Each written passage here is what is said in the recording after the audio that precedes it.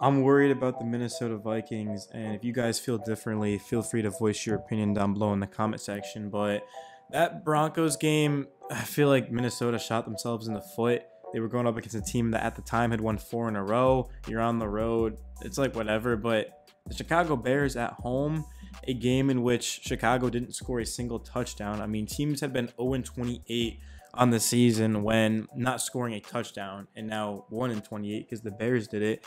I mean, Joshua Dobbs threw 4 interceptions, 1 touchdown, just 185 yards, made the Chicago defense look elite. Alexander Madison 10 for 52, and 21 of those 52 came in 1 carry.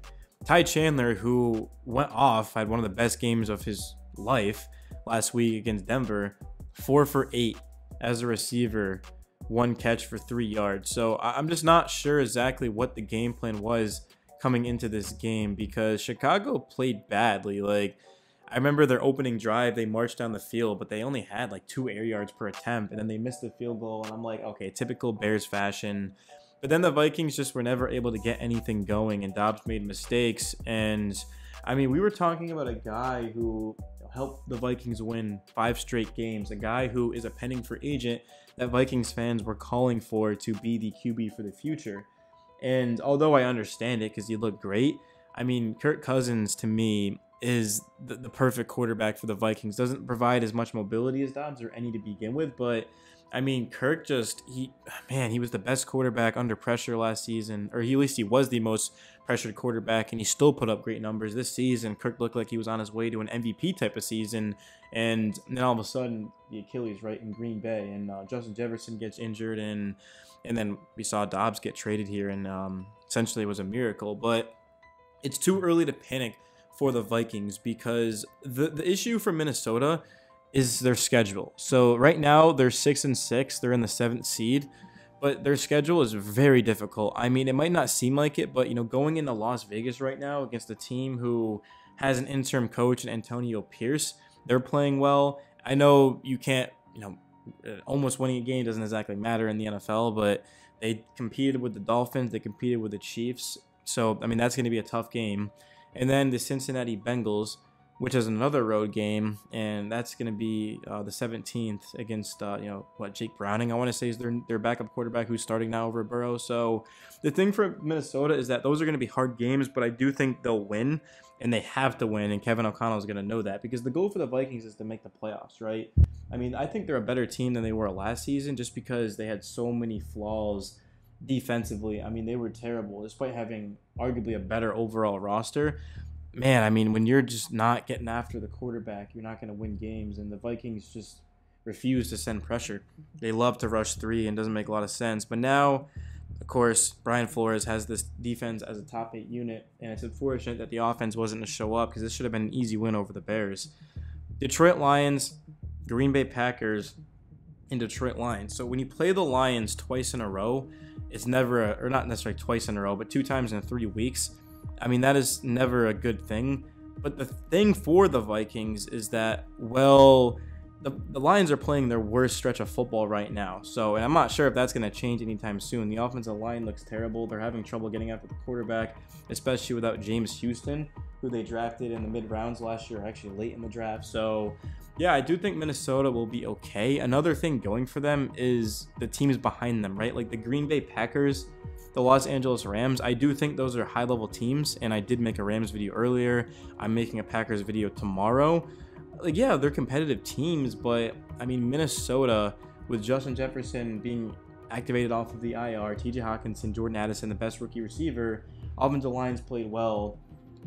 The defense, of course, has really started to get it going. I mean, what it comes down to for the Vikings is just Josh Dobbs.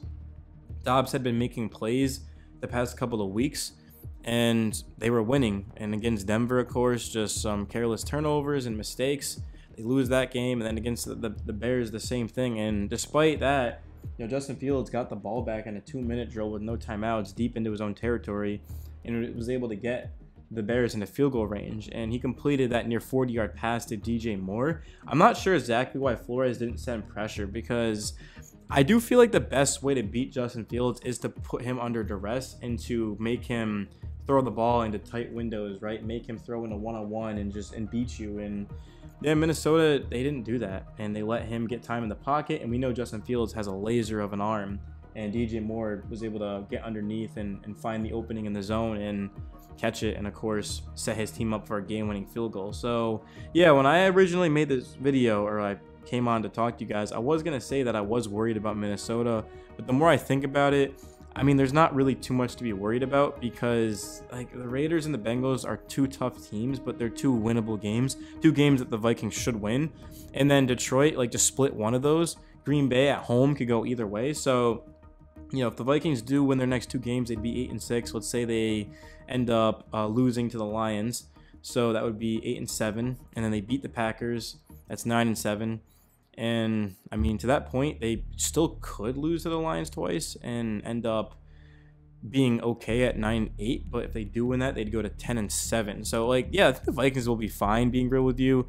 I mean, the good thing for the Vikings is their coaching staff. Like, Kevin O'Connell is one of the best young minds in the game. Brian Flores has been a head coach. He was in the Belichick tree. So, great coaches there. And then just the firepower of this team.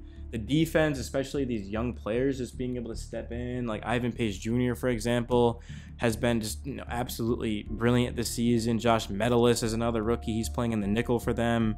I mean, I do like this Vikings defense a lot, the scheme of it specifically, but yeah, I wouldn't say there's any really thing to be concerned about. I mean, I know losing to the Bears is certainly something to be concerned about, but at the same time, the Bears were up 13 against the Lions last week, or I guess 2 weeks at this point.